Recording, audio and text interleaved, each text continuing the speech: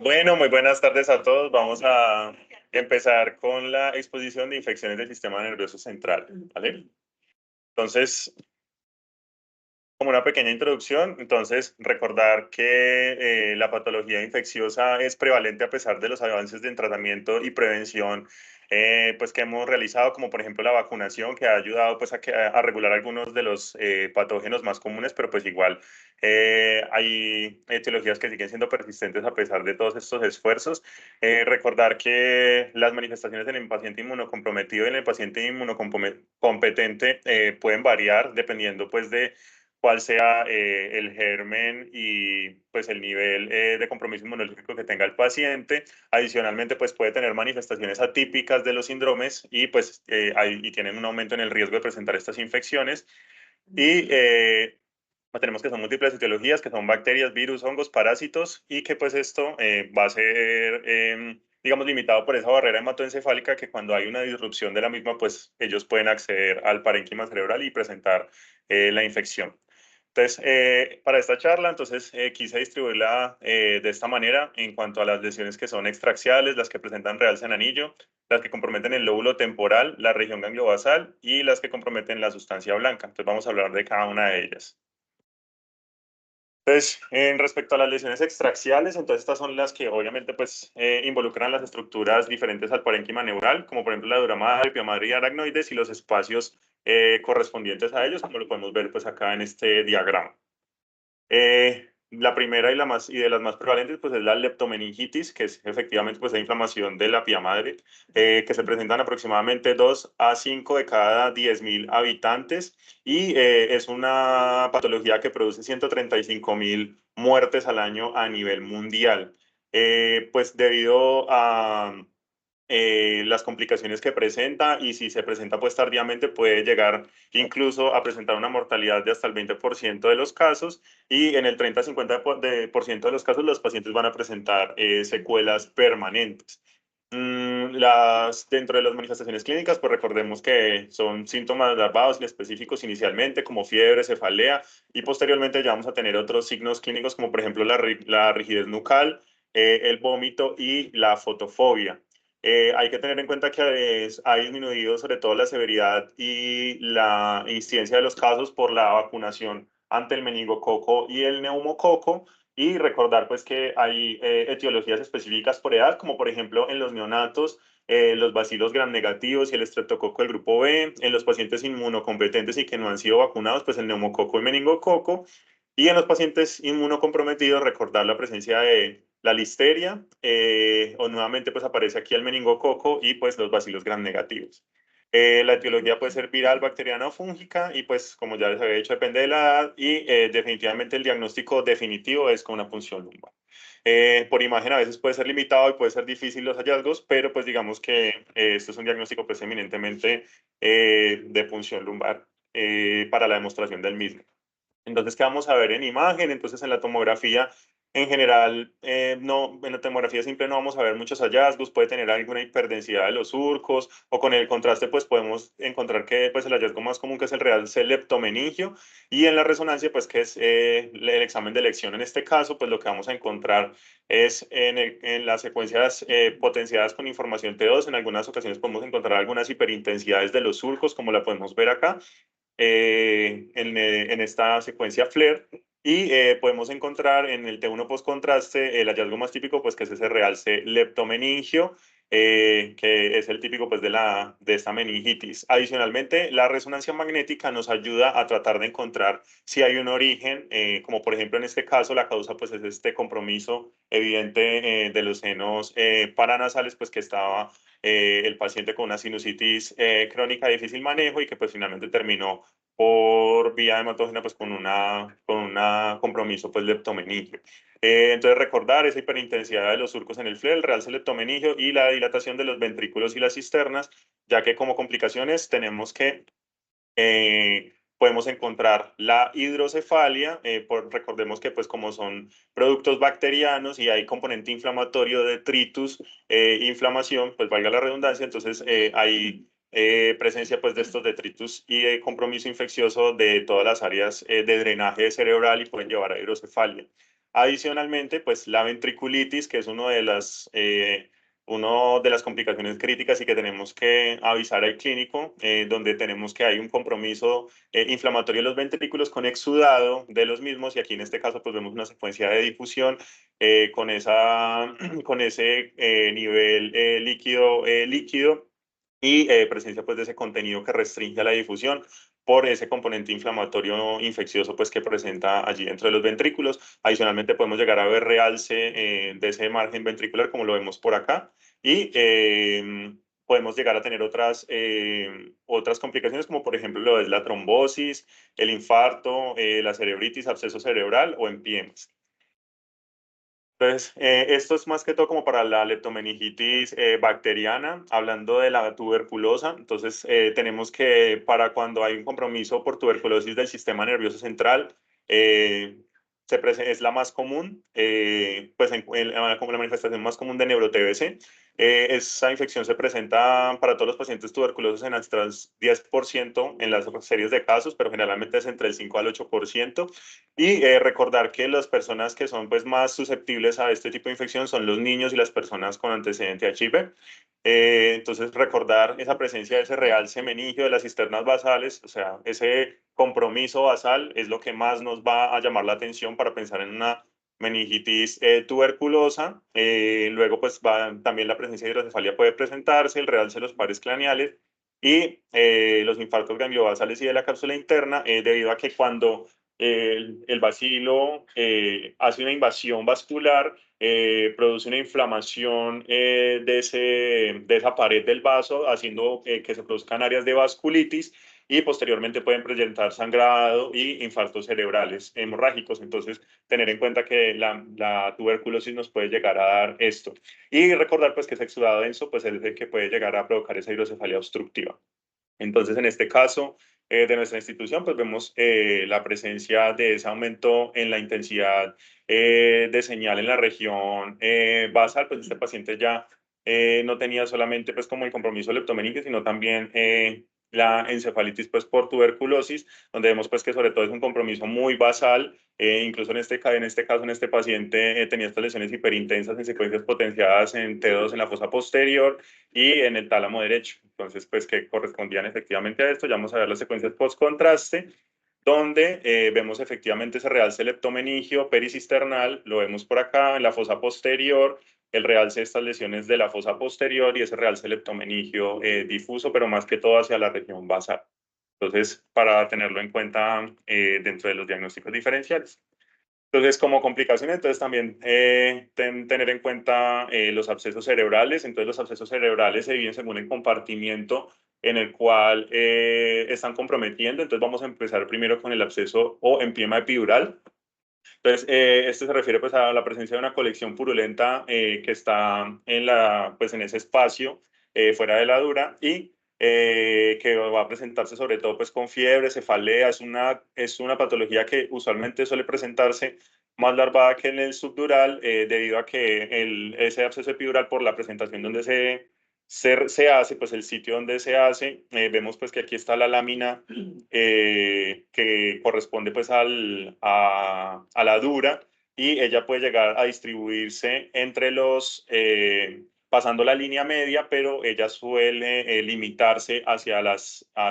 cisuras. Entonces, pues en general, debido pues a precisamente a que se encuentra pues en el espacio epidural. Y generalmente el origen hasta en un 75% de los casos de este epidural es por senos paranasales. Es decir, hay una infección de los senos paranasales, sobre todo el seno frontal como pues principal exponente. Y recordar si el paciente tiene antecedentes, como por ejemplo antecedente de cirugía o trauma pues en esta región. Como hallazgo específico, pues tenemos que sobre todo suelen ser colecciones que son de morfología biconvexa y que presentan restricción a la difusión central en las imágenes por resonancia y un realce periférico con la administración del medio de contraste. Entonces, en este caso, vemos a la izquierda una imagen de tomografía y a la derecha pues una imagen de resonancia cerebral post-contraste. Entonces, uno post-contraste donde vemos que en la imagen de la izquierda hay una colección hipodensa con un realce periférico y que está traspasando la línea media. pues, hacia la región frontal, y en esta ocasión, en esta imagen de resonancia, vemos cómo efectivamente presenta ese realce grueso de la meninge con esa colección extraxial, y que si logramos ver aquí un poquito más hacia la porción del lado derecho, hay otras áreas de colección y engrosamiento de la meninge que corresponde pues al paso de esa colección pues al lado contralateral, y pues que corresponde en este caso pues a un empiema epidural, y recordar esa morfología biconvexa como la vemos por ejemplo en los hematomas epidurales. En cuanto al absceso o empiema subdural, entonces recordar que este sería el segundo espacio, que sería el que vemos aquí. Es una infección que se produce entre la dura y la arachnoides. Su presentación suele ser un poco más aguda y cruza las suturas, pero no cruza la línea media, como lo vemos acá. Es decir, se limita generalmente a un hemisferio, y su origen suele ser más hematógeno o la complicación de una leptomeningitis, debido pues a que aquí pues se encuentran las venas puente, y hacia allá pues puede, digamos que hay un mayor riesgo de la diseminación del patógeno pues de tipo infeccioso, y pues esa infección, y con la consecuente pues infección de ese espacio subaracnoideo. Pues vamos a tener una morfología en semiluna, recordando ese hematoma subdural que también tiene esa misma morfología. Y pues en la imagen tomográfica entonces vemos que una colección pues que es hipodensa, que puede llegar a tener burbujas aéreas pues debido a la producción de gas por los microorganismos. Y en la resonancia magnética vamos a tener una imagen que presenta restricción a la difusión, y que se limita generalmente pues a uno de los dos hemisferios debido pues a la representación subdural. Entonces en este paciente, que también es de nuestra institución, vemos esas colecciones en ese espacio subdural que presentan un realce periférico con la administración del medio de contraste, y que como lo ven pues este lado se ve pues bastante tranquilo, y al otro lado pues vemos que efectivamente es el que tiene las colecciones representadas en la imagen, y que cuando vemos la restricción, perdón, las imágenes de difusión, pues efectivamente algunas de ellas presentan esa restricción a la difusión, y pues que corresponden efectivamente pues a la parte de la infección. Entonces, ya dejando las lesiones extraxiales, entonces vamos a tratar de hablar un poco de las lesiones con realce en anillo. Recordar que pues esto es un tema aparte, pero pues como para verlo como un poco más enfocado solamente al tema de infecciones, entonces recordar las características del realce, si el realce es completo o incompleto, liso o nodular, y si tiene restricción o no a la difusión, si tiene edema perilesional, y sobre todo ver el número de lesiones y cuál es su contenido. Entonces, para empezar en las lesiones realzantes en anillo, entonces vamos a hablar un poco de la cerebritis y el absceso piógeno. Aquí ya pasamos entonces del espacio extraxial al parénquima comprometido. Generalmente es más común en los pacientes en las primeras 2 décadas de la vida, y hay factores de riesgo como por ejemplo la endocarditis, la sinusitis crónica de difícil manejo, los pacientes sépticos con antecedentes de inmunosupresión, como por ejemplo pacientes con VIH, y los usuarios de drogas intravenosas. Entonces, nuevamente vamos a tener unos síntomas de infección, fiebre, cefalea, vómito, y según el área afectada, pues vamos a tener un déficit focal. El origen suele ser hematógeno por trauma o cirugía, o una extensión de una meningitis o un empiema del espacio pues, extraxial. Entonces, ¿cómo se va a producir esto? Entonces, esta cerebritis, que es la primera lámina que vemos aquí al lado izquierdo, inicialmente es la etapa temprana donde el germen llega al parénquima cerebral y produce inflamación y pues, reclutamiento de múltiples células de la defensa, células inflamatorias, las cuales van a producir pues toda esta respuesta y producción de aumento de la vasculatura, y va rodeándose este proceso inflamatorio pues de las células gliales, y produciendo esta cerebritis inicial, que generalmente se produce en los primeros días, que es aproximadamente el día 1 al día 3. Aquí ya digamos que con esa inflamación y ese ataque de los neutrófilos se va empezando a producir áreas de necrosis hacia el centro de la cerebritis, y posteriormente entre 4 y 9 días se produce lo que es la cerebritis tardía. Hay aumento del edema vasogénico, el edema vasogénico es abundante, hay aumento de la glía pues que está tratando de manejar pues el componente inflamatorio acá, y hay una acentuación de esa necrosis central con una formación de una cápsula temprana, que es básicamente fibras colágenas pues que van tratando de limitar la infección lo más posible para tratar de que ese nido purulento pues quede limitado a esta área. Posteriormente, entre los 10 a 13 días, está la formación de la cápsula temprana, que ya es una pared de colágeno mejor vascularizada, más focalizada. Debido a esto, pues tiene mayor irrigación, entonces, por lo tanto, es más evidente con la administración del medio de contraste. Y debido a la formación de esta cápsula, como la infección local se limita a ese punto, entonces el edema cerebral puede llegar a disminuir levemente con respecto a esta cerebritis tardía. Y la formación ya de la cápsula tardía, entonces ya esa cápsula madura, hay una necrosis pues ahí como tal licuefactiva pues de esta zona y hay una disminución pues, de esa área en la cual ya se encuentra limitada y la formación del absceso maduro en aproximadamente más de 14 días. Entonces, podemos empezar desde un proceso así, donde tenemos una meningitis con componente inflamatorio, donde es muy difícil determinar el foco de cerebritis tardía, porque podemos ver simplemente cambios inflamatorios, donde simplemente vamos a ver un área hipodensa en la tomografía o en el TAC, podemos ver áreas hipointensas en el T1, hiperintensas en el T2 y con un realce sutil. Y posteriormente ya vamos formando la cerebritis tardía, que aquí pues es, no sé si sí. Es un área que es hipodensa, hipointensa, mal definida, con un realce que es más sutil y que tiene todo este edema a su alrededor, pues que es pues, efectivamente pues por la producción de ese componente inflamatorio pues de todas las células de la defensa, pues que van a llegar ahí a hacer pues como el manejo de la infección inicial. Entonces esta ya sería una cerebritis tardía, ven que todavía no está la cápsula formada, pero sí tiene ese realce periférico en anillo sutil, pues que corresponde a la infección. Y pues que cuando lo vemos en la difusión, vemos que la restricción a la difusión es central. ¿Listo? Que corresponde pues a todos esos productos y detritos. Posteriormente, entonces ya el absceso piógeno en sus etapas más tardías, entonces ya tenemos ese centro que está necrótico, entonces ya se ve esa área más definida hiperintensa las secuencias potenciadas en T2, hiperintensa en el T1 con ese realce y esa cápsula ya mejor formada, debido a que ya esa cápsula está vascularizada para poder permitir la llegada de los fibroblastos y vemos que ya el edema cerebral, a pesar de que se presenta, no es tan extenso como lo veíamos en la cerebritis tardía y pues presentan restricción a la difusión, que es efectivamente central, y pues vemos esa cápsula lisa ya más engrosada. Lo vemos acá, esta restricción aquí a la difusión y esta es la cápsula. Y importante, como hallazgo que digamos es casi que prácticamente fijo, pues que vamos a ver, o sea, no se podría llamar patognomónico, pero es prácticamente, es el signo del doble halo, que se presenta aproximadamente en un 75% de los abscesos cerebrales y nos ayuda muchísimo a diferenciarlo de otras etiologías como por ejemplo el glioblastoma y lo vamos a ver siempre en las secuencias potenciadas en T2 y en la susceptibilidad. Y vemos esta hipointensidad con este halo hiperintenso y otra hipointensidad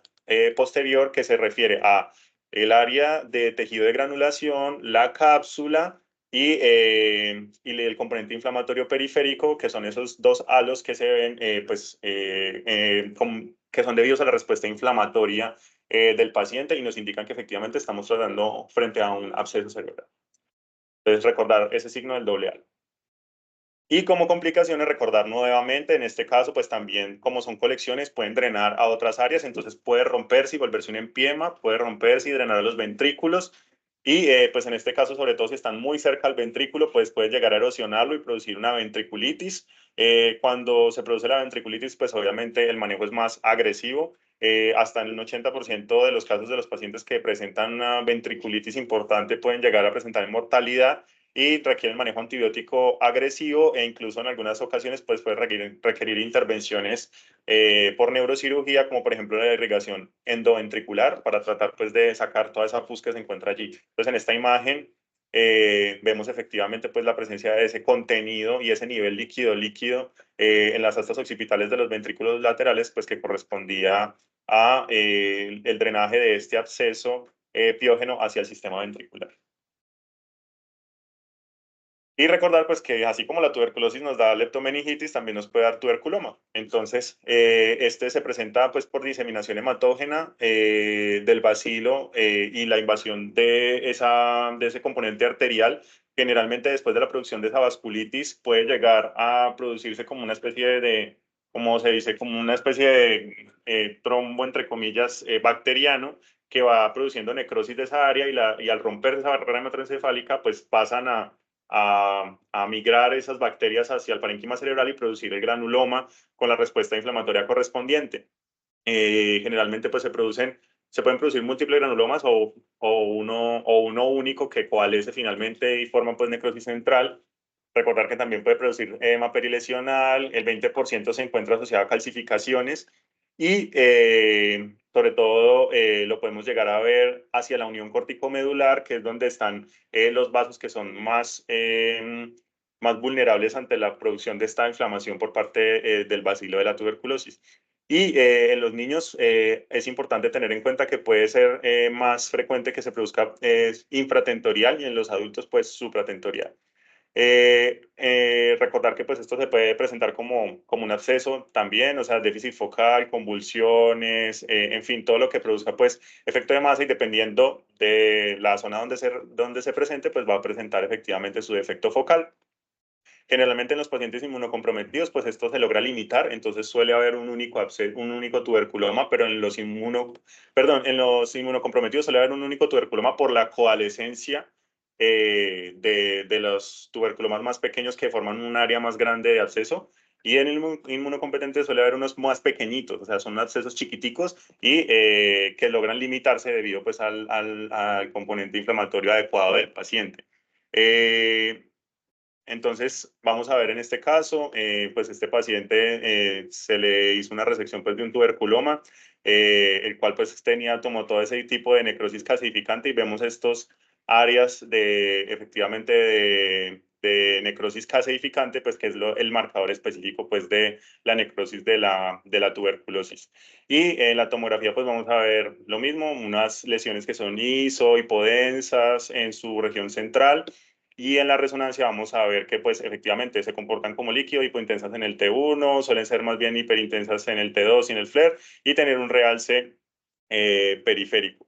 Entonces, en la espectroscopía es importante tener en cuenta que también lo podemos llegar a visualizar, como lo vimos en uno de los casos del doctor Márquez que presentó hace poco, y la presencia de lípidos y picos de lactato con ausencia de aminoácidos, pues que nos habla de ese componente pues, de necrosis celular. Entonces, en este caso vemos un paciente que en el lóbulo temporal del lado derecho tiene esta lesión que en el T1 se comporta con una intensidad de señal intermedia, pero que tiene esa área que es como más hiperintensa a su alrededor, que se corresponde a la cápsula y que tiene un realce en anillo con la administración del medio de contraste y pues que en este caso correspondía a un tuberculoma.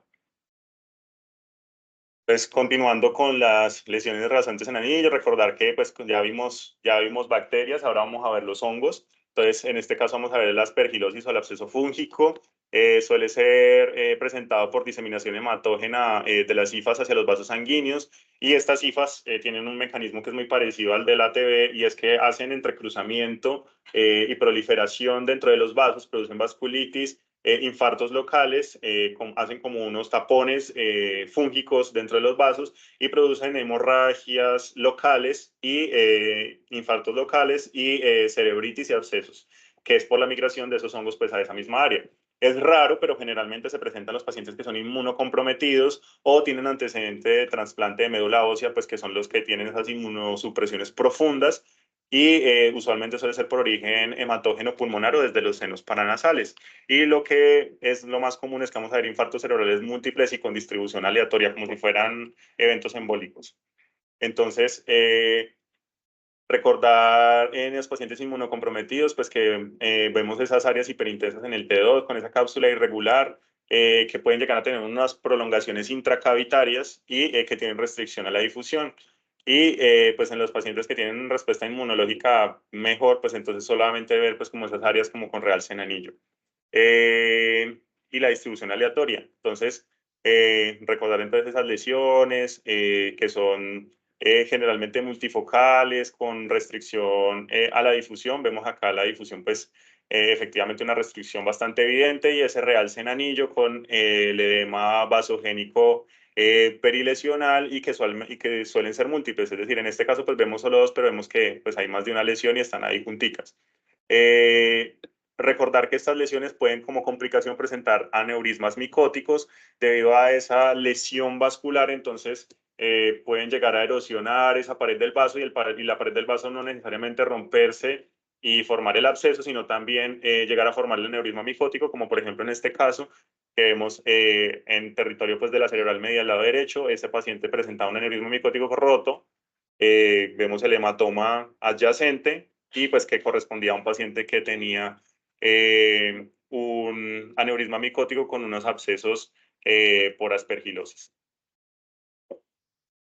Listo, entonces para continuar, entonces recordar también la neurocisticercosis, recordar que esta es una afección por los huevos de la tenia solium, que posteriormente pues pasan al torrente sanguíneo y se instalan en ciertas áreas pues que son lechos vasculares que son pues ávidos para ellos, como por ejemplo la parte del cerebro es generalmente limitada pues a áreas endémicas debido a que el ciclo de vida de este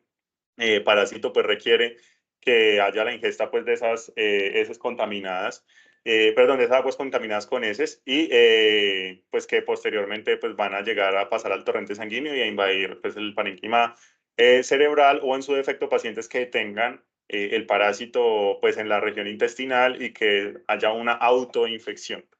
Generalmente las siembras más comunes son en los ganglios basales, la corteza cerebral o el espacio subaracnoideo, pero vamos a ver que se pueden en todo lado. Y los pacientes pueden llegar a ser asintomáticos de por vida y cuando haya una evolución de la enfermedad, que ya lo vamos a ver, pues van a producir convulsiones y cefalea. Esta es una microscopía pues, donde vemos el escólex del parásito en este caso. Entonces, recordar el ciclo de vida rápidamente. Entonces, tenemos esos parásitos que inicialmente pues, se encuentran pues, en lo que son los mamíferos, en este caso, pues los cerdos. Estos parásitos, digamos, son huevos que van a estar dentro del intestino en partes, en las partes finales del parásito que él las va desprendiendo, que son las proglótides, y ellas están llenas de huevos y van embrionando pues dentro de los cerdos y se pueden enquistar, digámoslo así, dentro de múltiples áreas, como por ejemplo el músculo, que es como la más importante, y el cerebro. Y estos parásitos, perdón, estos cisticercos, que ya pues esto ya no es un huevo, sino un cisticerco, se ingiere por vía oral y pasan a la vía intestinal, donde los escólex salen y se pegan al intestino y vuelven a realizar el ciclo. Sin embargo, si nosotros no estamos consumiendo el cisticerco, sino el huevo, ese huevo puede llegar a circular a través del torrente sanguíneo y volverse ya un cisticerco y no un parásito maduro dentro del intestino, dentro de cualquiera de los órganos blancos.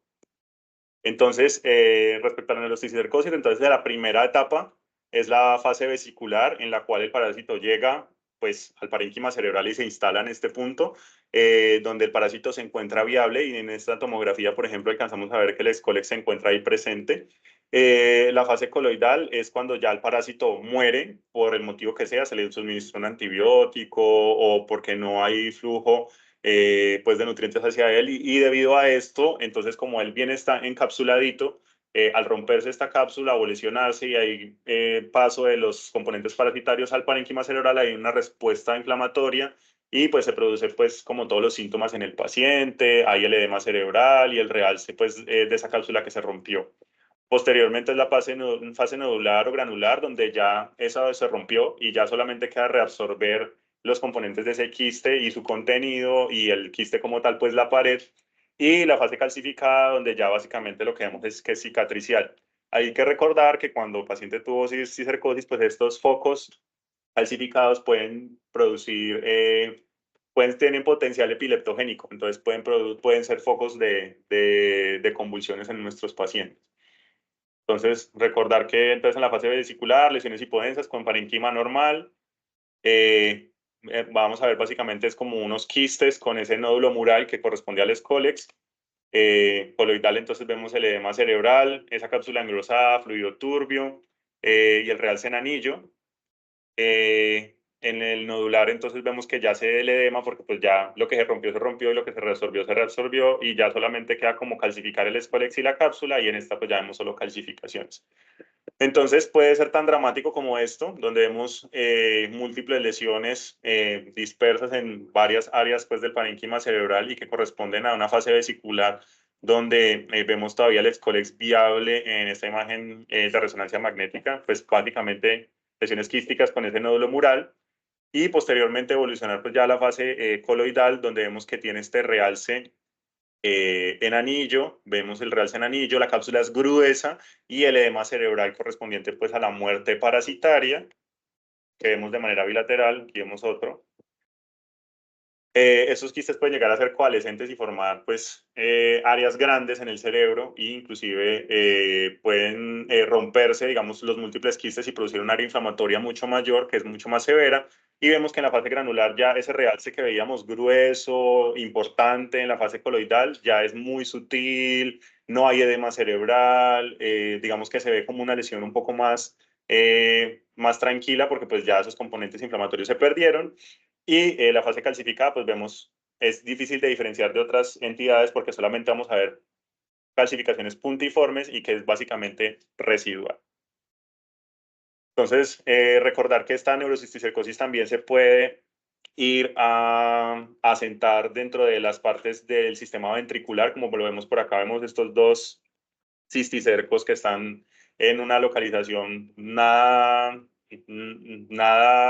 agradable pues para nosotros, donde pueden llegar a presentar hidrocefalia obstructiva, pues debido a la presencia de este, y cuando se rompe, pues peor porque hay también componente inflamatorio. Y lo que les mencionaba, aquí este puede llegar a ser multilobulado, como entre comillas en racimo de uvas, que es lo que, aquí ya para mostrar pues lo del quiste, como esta imagen que vemos acá, que pues es como ya de las presentaciones más severas de esta neurocisticercosis. Y ya. Listo. Para hablar un poco entonces de la toxoplasmosis, entonces recordar que esta es una de las infecciones típicas del paciente inmunosuprimido. Generalmente recordar que lo podemos encontrar en pacientes HIV positivos con un recuento de CD4 menor a 200, como estas otras cuatro que podemos ver aquí. Y es un parásito que es intracelular obligado, es el oportunista más frecuente en pacientes que ya están en estadio SIDA y se produce pues por la ingestión de este parásito por, pues obviamente, las contaminado con heces felinas, sobre todo de los gatos bebés, pues que son los que van a tener, digamos, como que ese intestino delgado para poder producir la reproducción de este parásito y pues ella se presenta sobre todo es en las verduras, en el agua o en la carne mal cocida. Y también pues puede ser transmisión vertical, transplacentario o por transfusiones sanguíneas. Pues aquí vemos pues el parásito como tal y entonces vamos a tener que dentro de las imágenes vamos a tener múltiples lesiones que van a tener predilección por la región gangliobasal, talámica y la unión corticomedular, eh, perdón, cortico-subcortical. En la tomografía entonces vamos a tener hipodensidades, áreas hipodensas, si tenemos con contraste pues con realce en anillo y calcificaciones, recordar que estas también son asociadas a calcificaciones. Y en la resonancia magnética, nuevamente, unas lesiones hipointensas en T1, el T2 puede ser variable y que tiene un realce en anillo que es liso, pero que tiene una característica típica y es que presenta un realce nodular excéntrico, que es cuando lo encontramos, pues es típico de esta toxoplasmosis. Suele asociarse a edema vasogénico y como lo podemos ver acá, entonces pues tenemos un paciente que presenta esta lesión frontal izquierda, donde pues tiene esta cápsula hipointensa en secuencias T2, hiperintensa con su contenido, que es hipointensa en el T1 y que presenta ese realce periférico con el medio de contraste, pero lo típico es ese realce nodular excéntrico que corresponde pues a una infección por toxoplasmosis y veamos todo este edema cerebral, que eso también, digamos, esas lesiones que son con alto edema cerebral también nos ayuda como a a darnos una pista de que podemos estar por este caso y pues cuando son multifocales. Entonces, ya habiendo terminado las lesiones con realce en anillo, entonces quería hablarles un poquito de las lesiones con compromiso del lóbulo temporal. Entonces, recordar esta patología siempre, que nunca se nos debe olvidar. La encefalitis herpética es una patología que generalmente está producida pues, por el herpes virus de tipo 1 y suele ser presentada por una reactivación de una enfermedad latente periférica, pero también puede presentarse como una enfermedad central de novo. Los ganglios que son más afectados son el trigeminal o el tracto olfatorio, que son los que producen pues, esa encefalitis herpética, o se puede llegar a alojar también en el sistema límbico. Y la tomografía usualmente puede ser normal, es difícil a veces como de caracterizar, podemos llegar a ver una hipodensidad en el lóbulo temporal que es inespecífica y pues lo importante es como el grado de sospecha clínica en estos pacientes. En los pacientes que la presentan, si no se maneja, hasta el 70% de los casos puede llegar a tener mortalidad y recordar que en los pacientes que tienen conteo de C4 entre 200 y 500, pues son los tienen mayor riesgo pues de presentarla. Eh, Entonces, para la resonancia magnética, la sensibilidad puede llegar hasta el 90% para la evaluación de esta patología y lo que vamos a llegar a ver es ese edema de ese lóbulo temporal con una pérdida de esa diferenciación sustancia blanca, sustancia gris, que tiene una restricción a la difusión que es como parcheada, como difícil de caracterizar, pero que sobre todo compromete ese sistema límbico, la región temporal inferomedial y la región frontal basal. Puede llegar a comprometer también la ínsula y el cíngulo. La difusión es el signo más temprano. Podemos llegar a ver algo de restricción a la difusión parchadito, sobre todo en esa área temporal y que nos puede llegar a alertar. No pensar solamente pues como que el paciente está infartado, sino que si cuadra la clínica, pues pensar en esta encefalitis herpética. Y en las enfermedades tempranas puede llegar a ser unilateral, pero ella suele ser más bilateral. Bilateral y asimétrica. Es decir, vemos como que hay un lado que está más que el otro, pero suele ser bilateral, es lo más frecuente. Y generalmente ya cuando lleva más de una semana pues con la patología, ya podemos empezar a ver esto, que es ese realce leptomeningio o giral adyacente pues a esa área comprometida. Y también podemos llegar a ver algunos focos hemorrágicos que los vamos a ver en las secuencias de susceptibilidad. De recordar lo que les decía, bilateral y asimétrico. Y otra de las características es que esa área suele respetar los ganglios basales. Listo, entonces para las lesiones con compromiso gangliobasal, entonces recordar los espacios perivasculares o los de Virchow-Robin. Recordar que, pues, que tenemos cuatro tipos de espacio perivascular, los gangliobasales o tipo 1, sustancia blanca subcortical o tipo 2, los mesencefálicos o tipo 3 y los del polo temporal o insular que son los tipo 4. A estas enfermedades que vamos a ver más adelante, pues esta patología que vamos a ver más adelante es la que más, digamos que es el mayor representante de la diseminación por espacios perivasculares y es la criptococosis. Entonces, recordar que esta es una infección pues que generalmente es de origen pulmonar, donde pues por vía hematógena va a llegar hasta los espacios perivasculares y va a llegar a formar la característica típica histológica que son pseudoquistes gelatinosos. Suele presentarse en los pacientes inmunocomprometidos, sobre todo en estadios de VIH con CD4 menor a 200. Recordar que también pues aquí tenemos la toxoplasmosis y si el paciente no se maneja hasta el 70% de los casos, pues va a llegar a presentar mortalidad. Esta es este es un hongo que se encuentra pues sobre todo dispuesto en los intestinos de las palomas y pues por la inhalación de los mismos es que va a llegar a la vía pulmonar y posteriormente pues a la vía hematógena. Y el diagnóstico vamos a hacerlo por medio de una punción lumbar donde es típico la presencia del hongo con pues con artefacto perdón, con tinta china, donde vamos a ver que efectivamente está presente, o por detección del antígeno del hongo en líquido cefalorraquídeo. Y pues lo mismo, síntomas que son relativamente inespecíficos, cefalea, fiebre, rigidez nucal, elevación de la presión intracraneal, lo que hemos visto en las otras patologías. Entonces, nosotros podemos darle mucha información al clínico, entonces recordar que esta patología también puede llegar a tener compromiso ependimario hasta en un 50% de los casos y producir hidrocefalia. En algunos casos podemos tener al principio, sobre todo cuando apenas se está instaurando una imagen que sea normal, por eso es importante el seguimiento. Y podemos llegar a ver el realce de las cisternas de la base, la dilatación de los espacios perivasculares y vamos a verlo entonces como si fuera contenido fluido en la resonancia y en la tomografía. Entonces en esta imagen vemos ese compromiso bilateral ganglio basal, hiperintensidades en secuencias potenciadas en T2 y que en el FLAIR pues persisten y que el realce es mínimo, más bien periférico y alrededor de eso que nosotros pensaríamos serán espacios perivasculares dilatados, pues efectivamente sí lo son, pero porque tienen ese contenido y no y que tienen ese realce periférico que nos indica que efectivamente pues es algo infeccioso. Recordar que también podemos llegar a tener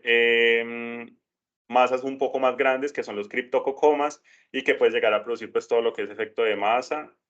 como tal, como lo que vemos acá, esos espacios perivasculares dilatados que digamos que si uno los ve a grandes rasgos, pues podría llegar a confundirlo solamente con la dilatación y que en este caso pues corresponden es a la afección por criptococo y vean que en este caso quería mostrarles, este es de nuestra institución, fue demostrada la criptococosis pero no presentaba restricción a la difusión. Entonces, a pesar de que nosotros tengamos una imagen que nos restrinja, no podemos descartar este diagnóstico. Y para ir terminando, entonces aquí vamos a hablar un poquito del compromiso de la sustancia blanca. Entonces, vamos a hablar de la encefalopatía por VIH. Recordar que pues esta es una encefalitis que se produce por el compromiso directo del virus sobre el parénquima cerebral y es la complicación más común del sistema nervioso central en los pacientes con HIV. Recordemos que estos pacientes suelen tener una pérdida de ese volumen cerebral con una atrofia cerebral que es difusa y vemos un aumento en la intensidad de señal de esa sustancia blanca subcortical y periventricular, como lo vemos en este caso en este paciente. No presenta efecto de masa, no tiene realce y lo vemos simétrico. Entonces, recordar que pues cuando veamos estos cerebros de estos pacientes y veamos esa disminución en el volumen, no quedarnos tan tranquilos, ir a mirar todas las secuencias y determinar pues que efectivamente si tiene o no probablemente esa encefalopatía, sobre todo en los pacientes jóvenes. Esto se produce sobre todo por esa activación microglial de ese virus que está pues llegando allí a producir algo de componente inflamatorio y hay una desmielinización por lo cual pues vemos ese compromiso pues difuso de esa sustancia blanca y pues debido a esa desmielinización pues obviamente también puede llegar a haber muerte neuronal y por eso pierde volumen. Entonces estos pacientes van a terminar teniendo demencia, déficit cognitivo, déficit de atención, lentitud psicomotora y pues unos síntomas que son larvados pero que van progresando en el tiempo. Y esto se diferencia de la leucoencefalopatía multifocal progresiva, que también es en paciente HIV positivo, pero tiene unas características típicas de la misma y es que es por afección del virus JC o John Cunningham, que es un tipo de poliomavirus que digamos, si está inmunocompetente, pues no tiene por qué producir ninguna alteración, pero en los pacientes que son HIV positivos presentan estas áreas de desmelinización progresiva por compromiso de los oligodendrocitos. Entonces, vamos a ver unas áreas hiperintensas y asimétricas de la sustancia blanca en secuencias potenciadas en T2 y suele comprometer esas fibras en U subcorticales. En el T1 lo vamos a ver hipointenso y en el 91% de los casos no presentan ni realce ni efecto de masa. Entonces, vemos esas áreas que se ven como si fueran parecido a la leucoencefalopatía microangiopática, pero más subcorticales y como más de ese compromiso de fibras en U y asimétrico. Entonces, eso es lo que lo diferencia de la encefalopatía típica por VIH. Y pues cuando ya lo vemos, significa pues que ya, digamos, esa área ha sido comprometida por el virus y suele ser de mal pronóstico. Eh, bueno, y el espectro también nos puede ayudar a diferenciarla, donde hay una disminución del N-acetil con un aumento de la colina, los lípidos y el lactato. La infección por citomegalovirus también es importante, la vemos también con cierta frecuencia por parte de nosotros, donde hay sobre todo dos variantes, una que pues es la infección por primoinfección o dos pues una reactivación, sobre todo en los pacientes inmunosuprimidos y se va a presentar como una meningoencefalitis o una ventriculitis que suele ser muy periventricular. Entonces, lo típico es que vamos a ver en múltiples lesiones hiperintensas en secuencias potenciadas en T2 y compromiso de los ventrículos laterales. Como vemos acá, vemos esa hiperintensidad alrededor de los ventrículos, que pues es como lo que más es sabido del virus, pero también podemos llegar a ver mielitis, retinitis o polirradiculopatías. Entonces puedes recordar ir a ver esos nervios ópticos, que también es importante visualizarlos. Esta es una patología que es rápidamente progresiva, no forma masa, no suele presentar realce, entonces recordar no quedarse tan tranquilo con esas hiperintensidades en TEOs en nuestros pacientes que sospechamos citomegalovirus y ir a visualizar sobre todo también pues esos nervios ópticos como los mencionaba. Y esa hiperintensidad subependimaria y el realce sutil, delgado y más, y cuando compromete el ventrículo es que, o sea, cuando vemos este ventrículo así, probablemente ya la enfermedad ha avanzado bastante. Y pues esta no la tenemos acá, pero pues es importante pues como conocerla porque siempre la globalización nos puede traer muchas sorpresas. Y es la enfermedad de Lyme, que es presentada por la Borrelia burgdorferi, que pues es esta bacteria de la cual tenemos pues que produce una infección multisistémica con afección de múltiples órganos y el vector pues es la garrapata endémica en Estados Unidos. Tiene tres fases. Una fase temprana que básicamente es un eritema migrans y como síntomas gripales. Una segunda fase que ya puede llegar a ser neuroborreliosis o pues la enfermedad de la neurológica. Y la última pues que es que ya se comprometen las articulaciones y la degeneración neural severa. Entonces, la neuroborreliosis causa neuropatía, mielopatía, encefalitis, meningitis y compromiso difuso de los nervios craneales. Es importante visualizar esas hiperintensidades mal definidas, inespecíficas, vamos a ver en secuencias potenciadas en T2 y en FLAIR, que suelen afectar la sustancia blanca subcortical en múltiples focos y tiene predominio por el lóbulo frontal. Podemos llegar a ver algo de realce leptomeningio y de pares craneales, como por ejemplo en este caso vemos este quinto par pues grueso y realzante que correspondía pues a esa afección pues, de ese par y recordar básicamente lo más importante, la epidemiología, es decir, que un paciente que tenga un antecedente de una visita reciente y que esté dentro del periodo que mostramos que es más o menos unas semanas después de haber visitado esas áreas endémicas, pues y que tenga estos hallazgos, llegar a pensarlo. Entonces, como conclusión, recordar que la patología infecciosa del sistema nervioso central tiene muchas etiologías, múltiples representaciones imagenológicas, pero hay que reconocer esos patrones de imagen para tratar